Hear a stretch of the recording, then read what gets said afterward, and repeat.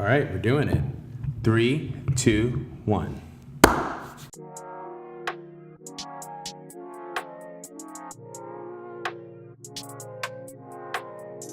So what's going on, everybody? This is Jay the Creative. I am Angie Halftime. Angie Halftime, and this is Culture 316. This is episode 103. We're taking a little break from WWE to talk about the buzz of the wrestling world that is All Elite Wrestling. A much needed break. Raw was boring. I don't watch SmackDown, so... Halftime Heat was amazing, though. It was. It was a really good 6-man tag. For those who have not watched it, go into WWE Network. Because we ain't going to talk about that today. We're not. But... And real quick, though, I watched that whole 6-hour thing with all the NXT matches they showed before it. And I just relived the Bayley Sasha Takeover Respect match. Just like, yes, this is the Sasha Banks we need. But enough of that. But for those of you who are unaware, we are on Instagram, Culture316. We are now on Twitter at Culture316, and we are on Facebook at Culture316. We are on YouTube at Culture316. We are on your mom's phone as Culture316. All right, that's a little bit too far, but you get the picture. We're everywhere, Culture316, and we're going to be talking about, once again, All Elite Wrestling. So where should we begin with All Elite Wrestling? I guess we could start at kind of the rumblings of the promotion. You know, the rumblings started in October, I want to say. Yeah. September, October. It was around after my birthday. Yeah. Of, Chris Jericho and JR being a part of this brand new wrestling promotion. Absolutely. And it's just oh yeah, it's gonna be this big thing, and people are oh well, oh, that's probably not gonna happen. Chris Jericho, he's doing the New Japan thing, and he has a good relationship with Vince McMahon and blah blah blah. And I'm just yeah, but when there's smoke, there's fire. Very true. And big facts. Two big names like Chris Jericho and Jim Ross being attached to a project as big as this. They white. They send cease and desist in 2.5. Don't add my name to this. I'm just saying. Right. It probably would have been real easy for them to send out a cease and desist and go, this is not true, absolutely not. But they're both locked to contracts. Very true. At the time. So it's just they can't necessarily say outright, hey, I'm very much doing this. JR is still denying it because he is signed to WWE until the end of March. Right. I want to say it was around the time when he came back in WrestleMania 33 2 years ago. Yeah. It's around the same time where his contract ends this year. So, I'm pretty sure once his contract ends, they're going to announce Jim Ross doing commentary for whatever the show is. It's going to be on whatever channel they're on. But yeah, that was sort of the beginning of AEW, and boy, when they announced this thing, couldn't have come at a better time. Absolutely. That's all I'm going to say. Well, I think I'm going to start, because that's definitely the All Elite kind of started there, but I think it all kind of started in 2016, where Cody was released from WWE. Cody asked for his release. It was 2016. He asked for his release from WWE because, if you guys remember, he was taking on this Stardust character, which is kind of like a second generation of the Goldust character. Yeah. He was not satisfied. He asked if he can go back to wrestling as Cody. WWE Creative did not listen. Cody asked for his release and thus went on to the independent scene as just Cody because he was not allowed to use his last name. I think the next time he popped up was actually Impact Wrestling. He debuted at Bound for Glory 2016, had an altercation with, ironically, Mike and Maria Kanellis / Bennett. And they're both a part of WWE now. Impact went into shambles. He began doing the indie circuit and became a part of the Bullet Club, and then became a part of the Elite with Matt Jackson, Nick Jackson, Kenny Omega, Marty Scurll, Hangman Page, the usual suspects. All of them. When Cody got onto the independent scene, he became an Impact Grand Champion, Global Force Wrestling Next Generation Champion. He became the IWGP United States Champion. He became the Ring of Honor World Heavyweight Champion. Didn't he win the NWA? Yes, he did. And at All In, he won the NWA World Heavyweight Championship. And he also was 1/3 of the 6-man tag team championships along with Nick and Matt Jackson in Ring of Honor. He won mad titles. He won mad titles, and to be honest, he was able to elevate and bring awareness to the NWA title as well as the Ring of Honor title, to the point where Ring of Honor actually changed their title belt design to something that looked more so like a WCW belt or the big gold belt that WWE had back in the early 2000s. Rumblings of this All Elite kind of thing happened after All In. Yeah. Because I think the Elite made like a bet with Dave Meltzer that they would be able to sell out a 10,000 seat arena. And they were able to do that in Chicago. In 30 seconds. In 30 seconds, and which is insane for an independent wrestling promotion. That's insane for wrestling promotions, period. WWE's not doing that. Yeah, even for their like tapings, even for like big shows like NXT TakeOver. They were giving away free tickets to the Royal Rumble. Like, we should have been in Phoenix. Right. But they this promotion has been in kind of like the works for a while, and there were rumblings of Cody and the Elite going to WWE. Yeah. Actually, I remember those. And they were apparently offered a really lucrative contract. Hunter apparently really liked what they were doing. Offered them a lucrative contract. They turned it down. And shortly thereafter, they announced All Elite Wrestling. And now we're here. They announced it on the New Year's Day edition of Being the Elite, which is their web series. If you guys haven't checked it out, I highly recommend that you guys check it out. As well as all the other promotions that we were talking about with Ring of Honor, New Japan. And I feel like these Elite guys have brought a lot of awareness to independent wrestling promotions like Ring of Honor and what was Impact and all these other like Defy Wrestling, and PWG and things like that. So they were able to kind of bring awareness to that. But I think this kind of segues into like talking about All In and Being the Elite. Yeah. Honestly, so here's my thing. I know of the Elite. Obviously, I'm not a wrestling fan if I don't know them.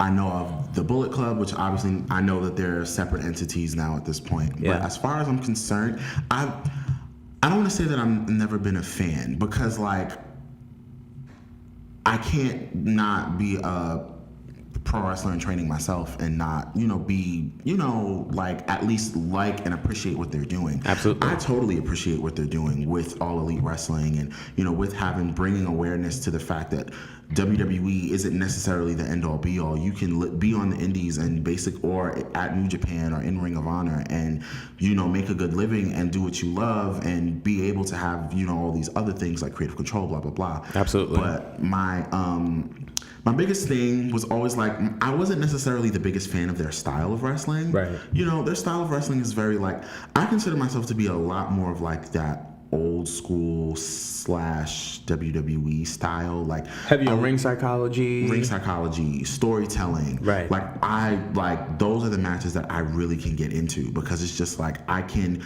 see a clear story. I've always been that person who like everything kind of has to be formulaic as to where I can see, if I could watch a match and give you the plot of the match, I can understand the match. Right. 100%. So, a lot of their matches are, a lot of stuff.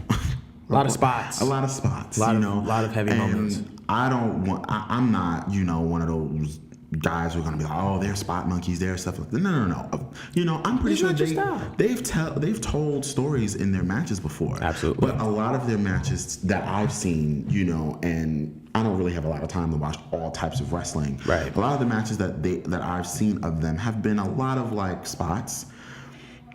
And, again, not my favorite style of wrestling, but they're still awesome either way. You know what I'm saying? The things that they're doing for the wrestling business, period. For somebody who, like me, who, eventually when I start doing my own shows and start doing stuff like that and going out and venturing, knowing that AEW is a potential destination. A potential destination is a possible place where I can go, where I don't have to be like, oh, well, maybe, if I don't make it to WWE, I don't make it. Right. I could go to All Elite Wrestling. Absolutely. So, there's that. And, I know All In was huge. Yeah.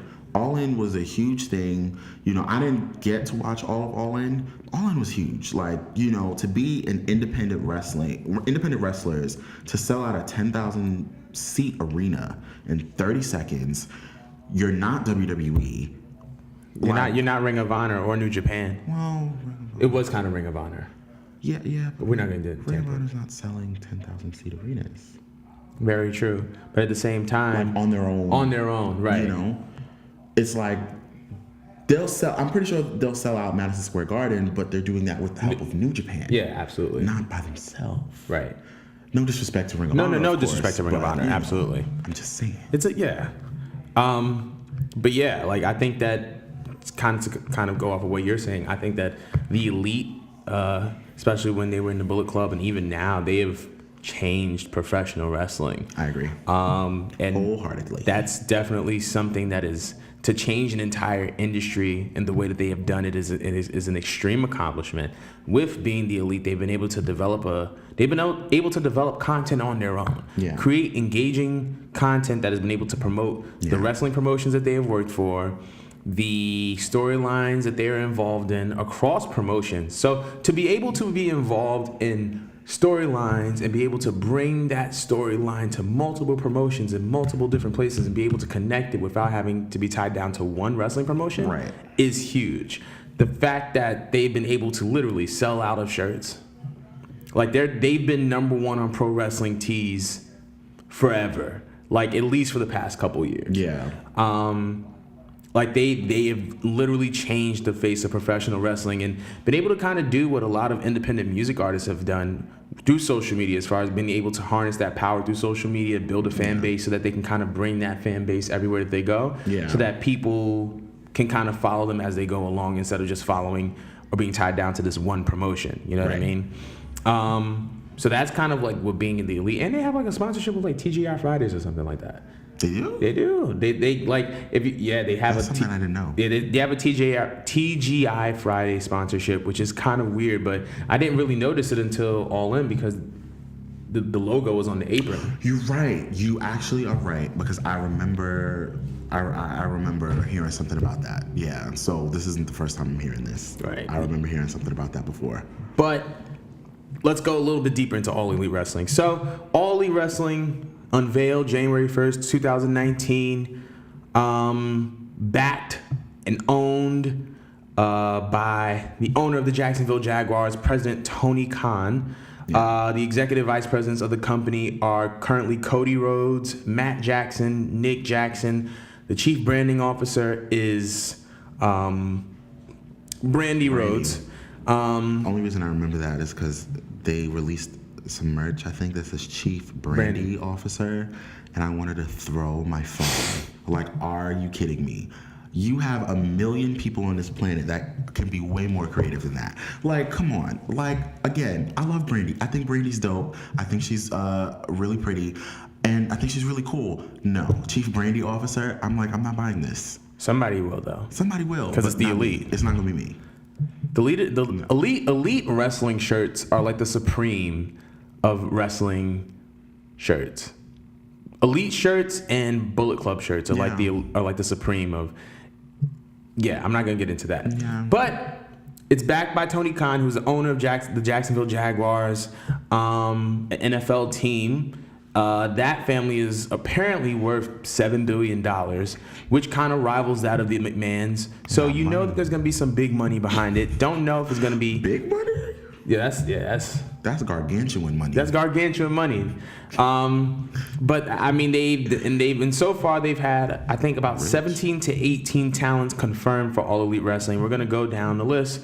So Cody Rhodes, the Young Bucks, Hangman Adam Page, Chris Jericho, Christopher Daniels, Frankie Kazarian, Scorpio Sky, Joey Janela, Maxwell Jacob Friedman, who I'm very excited about. He is a great talent. He's somebody that I've never heard his name until just now. He is, check out his promos.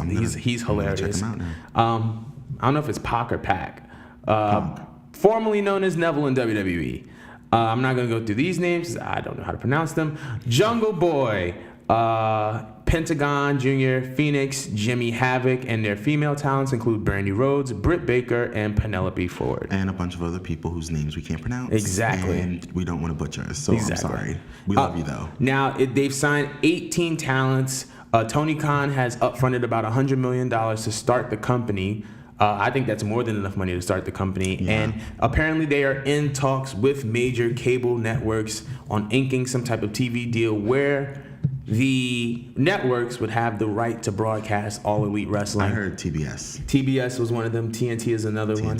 And it's interesting because the more that you hear and talk about All Elite Wrestling, the more that you realize while All Elite and WCW aren't the same, they kind of have very, very similar backgrounds. Yeah. Both have billionaire owners. Both have owners that are, both have owners who have multiple businesses, especially within the sports field. Both kind of... He owns the Jacksonville Jaguars. He's worth $7 billion. Both have promotions that are kind of encouraging creative control. I feel like the difference is that the Young Bucks, Cody, they're a little bit smarter with their creative control, and they actually put other wrestlers over Hulk Hogan.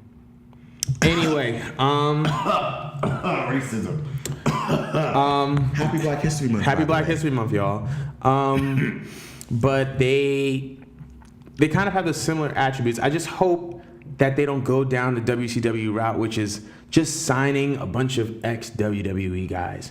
Or the ex-Impact WCW/Impact route. I'm just like, and that's another, and I think that's kind of like the first thing I kind of want to address after kind of giving the basics on All Elite Wrestling. I don't want to see a bunch of ex-WWE guys on this new program. Me neither. I don't. I think that Jericho is a valuable asset because he's a great talent and he's been putting over younger talent for the past 5 years in every single promotion. He's been putting over Kenny. He's been putting over Naito in New Japan. He was able to put over Bray Wyatt and AJ Chris Styles. Jericho has more years on his career than a lot of the guys on this list. Absolutely. Then I'm good. Yeah, let's just say like everybody. Pretty much everybody on this list. Like Chris Jericho has gone through so many different promotions. Chris Jericho is almost 50. Yeah. And he is still bumping around. This guy is incredible. And he's an interesting talent to watch. He evolves. Yes. He evolves. The New Japan Chris Jericho is night and day difference from the creator of the list in WWE, which is only a year and a half ago, 2 years ago. Yeah, it's like 2016. It's about 2-3 years ago. Yeah. So I mean, like the Chris Jericho is constantly evolving, which makes him a valuable talent to watch and to see. Yeah, like that. I mean, like I don't want to see a bunch of ex-WWE guys because it's just like you don't want just ex guys. I feel like a lot of companies in wrestling, they messed up because they were so adamant on getting ex-WWE guys, ex-WCW guys, like these legends and these icons. Yeah. And it's good to bring that star power, but when you're bringing those people in and you're pushing them over the younger talent, it's just like what's the use? Yeah. Because your company's not going to have longevity, even if you get somebody who has a lot of star power. Yeah, because it's just like, oh, okay, I could have been watching WWE. Exactly. Why do I have to watch this? Which is one of the reasons why I feel like, not to go into this too much, but that's one of the reasons why I feel like Dean Ambrose is not going to AEW. Yeah. Yeah, I don't understand like the logic that like, oh, he's not being utilized in WWE, so he's just automatically going to go to AEW. Like AEW is just signing people left and right, which they're not even doing. They're signing newer talents. They're signing a select amount of veteran talents. Yeah. And that's it. I don't think, and by the way, we need to put this out there. Underutilization of wrestling talent is not an exclusive WWE problem. Yeah. Kushida just left New Japan because creatively it wasn't stimulating or interesting to him anymore. He wanted to turn heel. He wanted to become Bullet Club, and New Japan wouldn't let him. And because of that, he's out. He wants to explore other options, and now he's signed to NXT. Yeah, like that's a wrestling company problem. Like if we just talked about Chris Jericho, the whole reason why Chris Jericho left WCW, which was paying him a lot of money for WWE, is because WCW wasn't utilizing him. He was a cruiserweight who was having 10-minute matches that were ultimately getting squashed by the NWO. Eddie Guerrero was another one of those talents in WCW. What else? What other wrestling promotion was underutilizing their talent? Impact. Impact. Hello. They Underutilization, underutilize. underpaid. Yeah. Under everything. Underutilize. Oh, Dixie Carter. Underutilize Consequences Creed, who is now Xavier Woods, who is now probably going to be a first ballot Hall of Famer at the end of his career because of what he's done with the New Day. Yeah. So underutilization of talent is not a WWE problem. It's a wrestling promotion problem because in business, everybody is not going to see the same level of potential as the one person who has an idea that's going to spark you and bring you to the next level. True. That's just the way that it is. Like you may, if I work for two different companies in anything, I may work for NBC as a video editor, and they may not like my editing style, and then I go to MTV, and next thing you know, I'm on a bunch of projects. Doesn't mean that NBC is trash. Doesn't mean that MTV is better than NBC. It just means that there was somebody on one entity that saw more potential than somebody from another entity. Yeah. Everybody's not going to see the same thing. And everybody's not meant to fit everywhere. Exactly. You know, you can't take somebody and place them. You know, AJ Styles didn't go to NXT. AJ Styles Straight to WWE. He went straight to the main roster. I feel like if AJ would have went to NXT, it would have just been like, why though? Yeah. You know, he has, you know, and there's a lot of people who go to NXT who have 15 years of experience or Absolutely. all these years of experience. You know, Finn Balor, number one. You know, who's another one? Johnny Gargano has years of experience under his belt. Cassius Ohno. Cassius Ohno's like a main one, you know, who's years and years and years of experience under his belt. Eric Young. We could go on all day, you know, but, you know, Keep AJ going. I'm Styles, gonna check the recording. You know, AJ Styles was not meant to go to NXT. You know, I feel like AJ Styles would have went to NXT, and it probably would have diminished who his real, like, impact that he made on the show by the time he gets to WWE. And it just, like, yeah, everyone's just not meant to fit everywhere. You know, some people may need to leave WWE. Some people may need to leave just the brand that they're on. You know, I'm a big proponent of moving Finn Balor to SmackDown or Sasha Banks and Bayley to SmackDown. It gives them a new environment. It gives them newer people to work with. It gives them, like, renewed drive and renewed just, and not to say that their drive or anything is gone or that the inspiration is lost, but it gives, you know, just a new environment gives people renewed vision. And I 100% feel like, you know, every place isn't meant for everyone. And some people are just not meant to go to AEW and flourish. Very true. Yeah. So, I'm going to start, and it's kind of interesting because we talked about how All Elite is kind of like the buzz of the wrestling world. Right. And a podcast appeared, and Triple H was able to give his official comment on All Elite Wrestling. They asked him, how do you feel about All Elite Wrestling? Triple H says, something we'll keep an eye on. We'll do what's right for us, our fan base. We'll continue to monitor everything. When you're a content provider, we compete against everything. We'll continue to do what's best for business for WWE. I think that was a very smart statement. Triple H is a great businessman. Great businessman.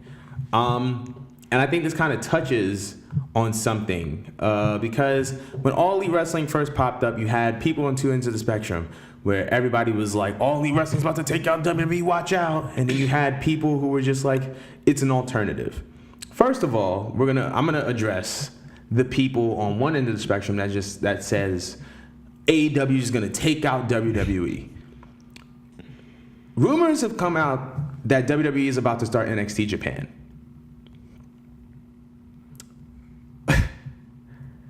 To be on your third indie-like promotion in another country, I don't think you're going to be taking out anybody soon. My opinion. You have NXT US, you have NXT UK, you have NXT Japan. Those three promotions can be standalone promotions. Those three promotions, without SmackDown, Raw, 205 Live, can compete against the rival promotions in those countries and take them out. Now because there's no there's no elite in the Bullet Club, you can get Japan's top talent from New Japan, put them in NXT Japan, and rival New Japan. My opinion.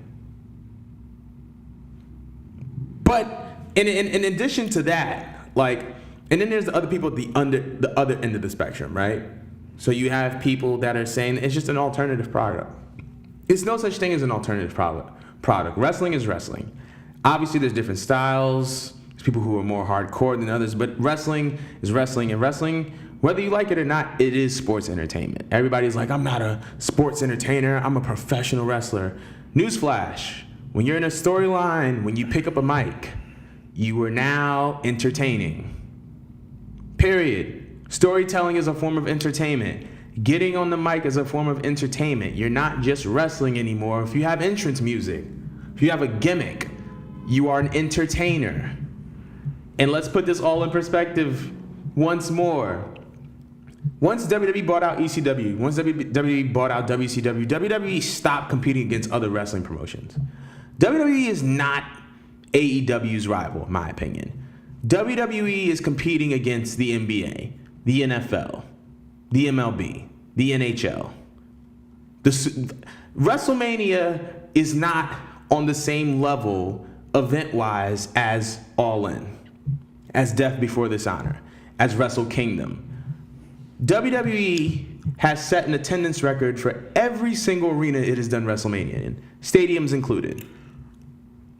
That can be argued. That can be argued. But at the same time, like, these guys are not competing against other wrestling promotions. They're competing against entertainment entities. And Hunter said, if it's a content provider, we compete against everything, because in a generation where it's content versus content, you can't think in terms of just They're wrestling. competing against Netflix. You're competing against everybody. Everybody's a target. So Hunter hit it right on the head. I don't think that WWE is going to be rivaling AEW. I don't think it's vice versa. I don't think that AEW is going to rival WWE. I think they're going to offer another product, and I think it's going to encourage WWE to step up its game. But I don't think that it's going to rival WWE. The biggest era, quote unquote, in WWE history, the most popular era where there are the most fans, is the Attitude Era. Yep. Where they did basically competition with WCW until 2001, when WCW went under and WWE purchased them, right? Okay. Back then, you could say that WCW was a rival, because WCW at certain times were doing way more ratings than WWE. They were making way more money off merchandise, stuff like that. Right. Okay. Remember, WWE bought WCW, like you just said. They bought ECW. They're starting NXT Japan soon. Okay.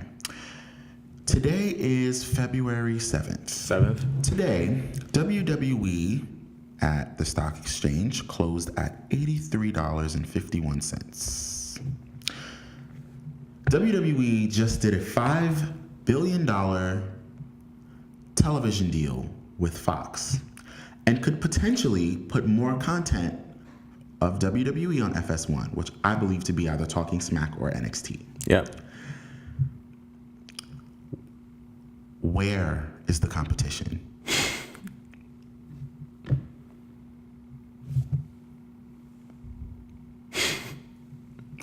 I'm sorry.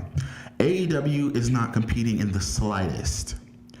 WWE, not only do they make money off of television, they have a movie division, which, okay, but people buy them, so, because they keep making them. Right.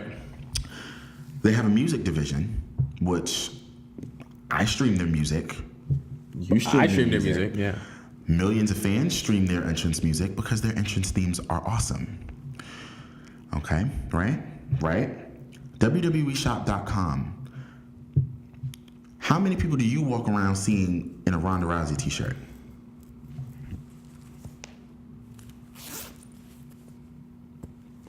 I'm the walking advertisement for WWEshop.com. Okay. WrestleMania, while they're not always truthful about their attendance records, WrestleMania, every year, they take over an entire city. Cities bid on WrestleMania. Granted, that's with years and years and years and years and years of coming up and experience. Absolutely. But at this moment today, right now, and it's February 7th, when we're filming this, and when you guys are watching this, is February 10th. February 7th, 2019, AEW AEW is nowhere near competition for WWE. They're not even in the same country. They're not even on the same planet. AEW is Krypton. All the way over there. AEW is Cybertron. AEW is Pluto. It's not even a planet. WWE is the sun right now. There is a possibility that AEW could. I mean, it's not a huge possibility right now, but if you give AEW some years, there's a possibility that AEW could eclipse WWE. Absolutely. Eventually. We're not denying the possibility of that, but as of right now, Hell no. And let me give you a couple of stats. So $83 a share. WWE as a company is now worth about $6.5 billion. And for those, since we were talking about WrestleMania 34, WWE WrestleMania generated $175 million for the city of New Orleans. The year before that in Orlando, they generated $181 million. Bruh, in Orlando, Disney World, Universal, SeaWorld. Keep going. And we're going to be in New York this year. Hello. New York, we make money. People come here because they want to. Because they want to. But because they like the city. and people in WrestleMania 35 in New York, meaning that it's probably going to be one of the biggest WrestleManias to date. I'm going to predict. MetLife was what? 80,000 people? 80,000 people. And to be completely honest, it's probably going to be a little bit. It's probably going to be more. It's probably going to be way more people this year. And it's probably going to have a larger financial impact because it's a larger city and it's a bigger tourist destination and everything costs more here than it does in New Orleans and Orlando. Ooh, I can't wait to see some of y'all tourists take the train. That's a big fact. It's going to be real funny. It's going to be real. Y'all going to be real unfamiliar. Because I will fight you. I will fight you. But I think All Elite is definitely in a good position to succeed. It seems like they're taking it slow. They're taking the right steps. Their first show is Memorial Day weekend, Double or Nothing. And they're going to be running the MGM Grand Arena, and that's going to be a 20,000 seater. And they're probably going to sell out. And they're definitely going to sell out in 20 seconds. Absolutely. I'm looking forward to that. Definitely looking forward to it. Let me see how many minutes we have into this episode, because I don't even kept it. All right, it's 30 minutes. So it's been a pretty good episode. It's been a pretty good episode, y'all. Talking about All Elite Wrestling. There's supposed to be more talent signings today, which is a Thursday. Which is in like an hour, essentially. So, I mean, if you guys go to the Culture 316 Twitter, you'll be able to kind of look over the signings and the reveals from that launch party, which should be dope. I'm looking forward to it. But you have anything else to say? Not necessarily. Only the fact that nothing will stop me from meeting Sasha Banks and Bayley at Access this year.